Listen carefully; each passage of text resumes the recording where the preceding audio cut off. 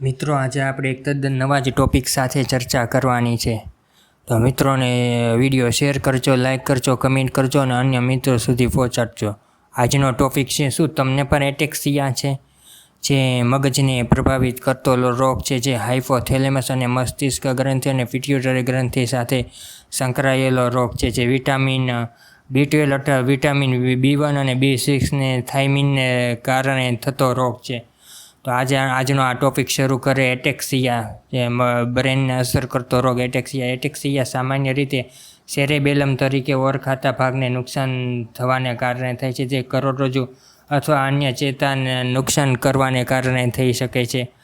બીજું એ કે આમાં વ્યક્તિને શરીરનું સંતુલન ગુમાવી દે છે, આંખની હલનચલન, ખોરાક પચવામાં મુશ્કેલી, વાણીને નિયંત્રિત કરવામાં મદદ કરે છે, જે વારસાગત પણ હોઈ શકે છે. એટેક્સિયા નબળા સ્નાયુને નિયંત્રણનું વર્ણન કરે છે.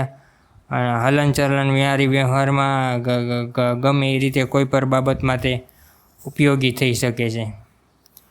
એટેક્સિયા કયા લક્ષણોથી થાય છે? તો કે એટેક્સિયાના લક્ષણોમાં નબળું સંકલન, અસ્થિર રીતે ચાલવું, બરોબર જમવું નહીં, બરોબર લખી ન શકવું, જેને કારણે ન્યુરોલોજીકલ સમસ્યા થાય છે.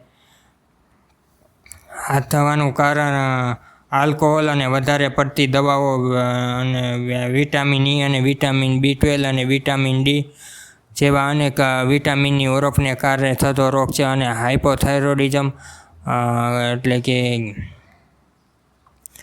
હાઇપોથાઇરોઇડિઝમને કારણે આ રોગ થાય છે. અને વ્યક્તિને વધારે પડતી જો દવા લીધી હોય તોય તે એટેક્સિયા થવાનો ભય રહે છે. તો મિત્રો આપણે આ એટેક્સિયા જે મગજને આખી ન્યુરો ટ્રાન્સમિટેડ ડિસીઝને જે ઇફેક્ટ કરે છે તેના પર આપણે પૂરતું ધ્યાન રાખવું જોઈએ અને અવેરનેસતા સાથે આપણે તેની સમયસર સારવાર કરવી જોઈએ. બસ આટલું જ મિત્રો. આ વિડીયો કેવો લાગ્યો શેર કરજો, લાઇક કરજો, કમેન્ટ કરજો અને અન્ય મિત્રો સુધી પહોંચાડજો. Thank you.